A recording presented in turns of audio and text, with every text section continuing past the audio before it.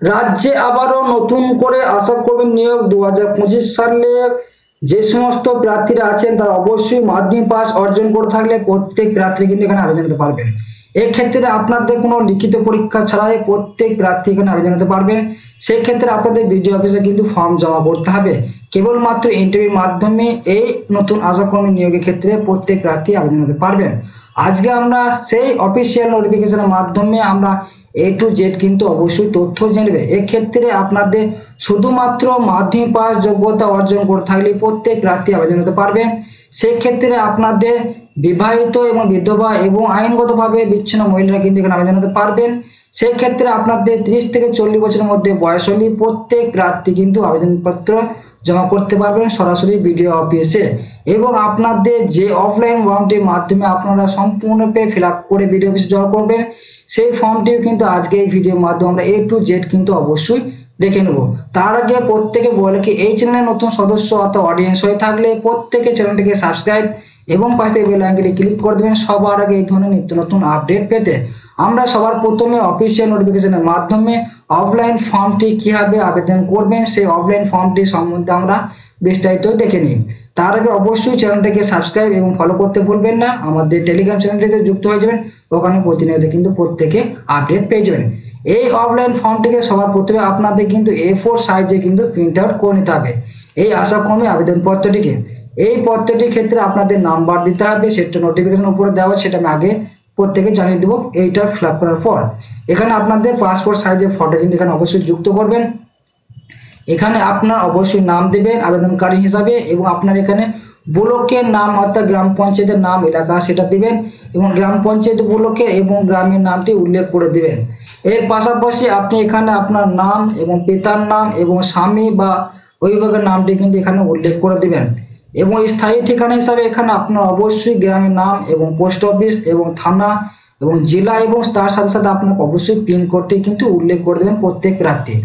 তার পাশাপাশি এখানে আপনার অবশ্যই আপনার বৈধ মোবাইল নাম্বারটি এখানে উল্লেখ করে দিবেন এবং আপনি বিধবা অর্থাৎ বিবাহিত বিচ্ছিন্ন যে ক্যাটাগরির মধ্যে আপনি পড়েন সেটি অবশ্যই কিন্তু উল্লেখ বা টিকমার্ক দিতে পারবেন। এর পাশাপাশি আপনার জন্ম তারিখটি অবশ্যই উল্লেখ করে দেবেন ডে মান্থ এবং ইয়ার হিসাবে। সেক্ষেত্রে আপনাদের 18/7/2025 তারিখ অনুযায়ী আপনার যে বছর মান্থ এবং দিন অর্থাৎ বছর মাস এবং দিন যেটির মধ্যে আপনার রয়েছে সেটা অবশ্যই কিন্তু উল্লেখ করবেন। বিজ্ঞপ্তি অনুযায়ী আপনার উপস্বাস্থ্য কেন্দ্রের নাম এবং গ্রামের নাম কি রয়েছে সেটা উল্লেখ করে দেবেন সাব সেন্টারে এবং সেটা আবেদনপত্রে অবশ্যই কিন্তু প্রত্যেকে সম্পূর্ণ কিন্তু ফিল আপ করবেন। এবং শিক্ষাগত যোগ্যতা অনুযায়ী আপনার অবশ্যই মাধ্যমিক পাস যোগ্যতা কিন্তু অর্জন করতে হবে। সেক্ষেত্রে এখানে অবশ্যই আপনার শিক্ষাগত যোগ্যতা কি রয়েছে মাধ্যমিক পাস, উচ্চ মাধ্যমিক পাস, বিএ পাস তিনটি কিন্তু উল্লেখ করতে পারবেন।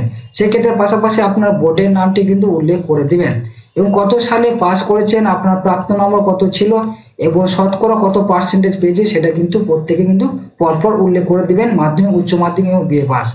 এবং আপনার নির্বাচক সচিব পরিচয়পত্র হিসেবে আপনার অর্থাৎ ভোটার কার্ড ক্ষেত্রে আপনাদের এখানে তিনটি কিন্তু উল্লেখ করা হয়েছে। বিবাহিতের ক্ষেত্রে আলাদা রয়েছে এবং বিধবাদের ক্ষেত্রে আরেকটি উল্লেখ করা হয়েছে এবং বিবাহ বিচ্ছিন্ন ক্ষেত্রে তিনটি কিন্তু পর্যায়ে উল্লেখ করা হয়েছে।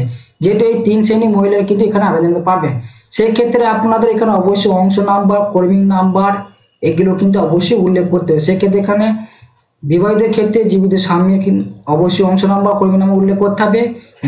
বিধবা ক্ষেত্রে এখানে অবশ্যই বাবার কর্মী নাম্বার এবং অংশ নাম্বারটি উল্লেখ করতে হবে প্রত্যেক প্রার্থীকে। তার পাশাপাশি এখানে অবশ্যই আধার নাম্বারটি উল্লেখ করে দিতে হবে, রেশন কার্ড নাম্বারটি কিন্তু উল্লেখ করে দিতে হবে এবং আপনি তপশিলি জাতি উপজাতির মধ্যে অন্তর্ভুক্ত সেটা কিনা সেটা অবশ্যই টিকমার্ক দেবেন। এবং আপনি যদি গ্রেড 1 ও গ্রেড 2 হিসাবে যদি আপনি কোনো স্বনির্ভর গোষ্ঠীর সদস্য হন বা প্রশিক্ষণপ্রাপ্ত দায় হন সেক্ষেত্রে অবশ্যই কিন্তু সেটা উল্লেখ করে দিবেন। সেক্ষেত্রে কিন্তু আপনি অবশ্যই সবার আগে কিন্তু গ্রাহ্য পাবেন।